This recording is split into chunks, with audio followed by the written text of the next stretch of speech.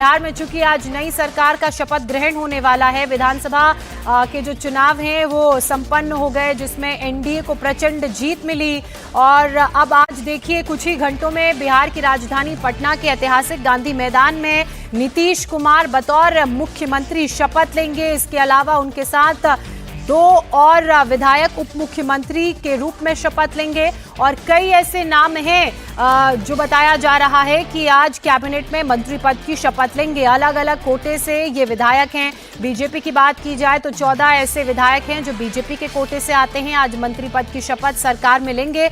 इसके अलावा 14 ऐसे नाम हैं जो जेडीयू के कोटे से आते हैं और आज जब शपथ ग्रहण समारोह होगा तो शपथ लेते हुए आप इनको देखेंगे। अब सबसे दिलचस्प बात यह है कि कौन जो फॉर्मूला है वो कैसा होगा। 14-14-4 ये फॉर्मूला होगा, जिसमें बीजेपी के 14, जेडीयू के 14 और जो 3 घटक दल हैं उनके 4 विधायक मंत्री पद की शपथ लेंगे। बीजेपी के कोटे से कौन कौन मंत्री बनेगा, आइए उसकी बात कर लेते हैं। सबसे पहला नाम है सम्राट चौधरी का। सम्राट चौधरी को कल बीजेपी ने अपने विधायक दल का नेता भी चुना और उसके बाद से ये बात बिल्कुल साफ हो गई कि प्रदेश में एक बार फिर से डिप्टी चीफ मिनिस्टर की भूमिका में ये रहेंगे। कुशवाहा जाति से आते हैं। बिहार में यादवों के बाद जो सबसे बड़ा वोट बैंक है वो कुशवाहा जाति का है और इसका प्रभाव उत्तर प्रदेश में भी पड़ता है।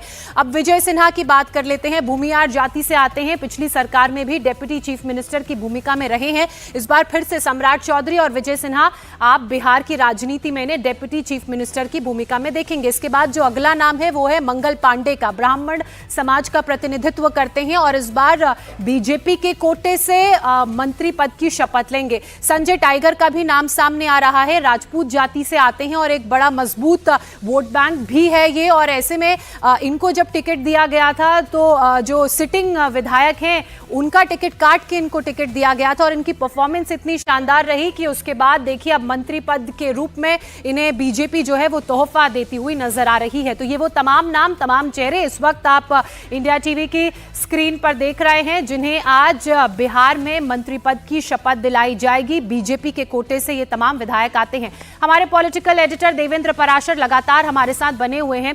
देवेंद्र, अब ये तो बिल्कुल क्लियर हो चुका है कि किस तरह का ब्लूप्रिंट रहेगा, कौन कौन से कोटे से किस तरह से विधायकों को आज शपथ दिलाई जाएगी, ये पिक्चर बिल्कुल क्लियर हो गई है।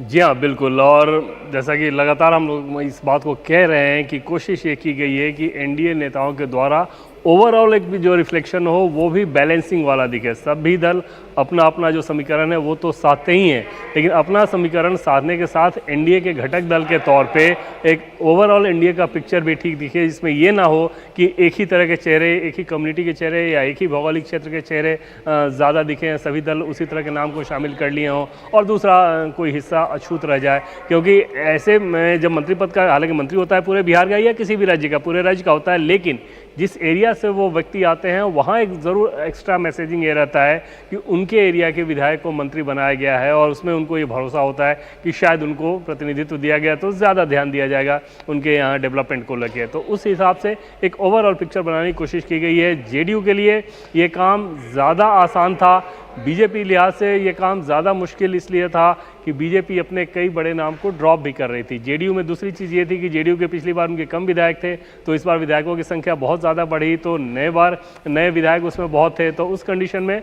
उनके लिए एक आसान काम था। अपेक्षाएं वहाँ उतनी ज़्यादा नहीं थी, बीजेपी में अपेक्षाएं ज़्यादा थी और वहाँ पर समीकरण को साधना इतना आसान काम नहीं था। लेकिन कल 11 बजे गृहमंत्री अमित शाह जब पहुंचे, लेकिन फिर भी जो लंबी बैठकें चली उसमें चर्चा हुई और जो नाम फाइनल हुए हैं उनकी जानकारी उन लोगों को दे भी दी गई है। अब बस कुछ वक्त का इंतजार, जब शपथ ग्रहण समारोह होगा और इंडिया टीवी की इस खबर पर मुहर लगेगी।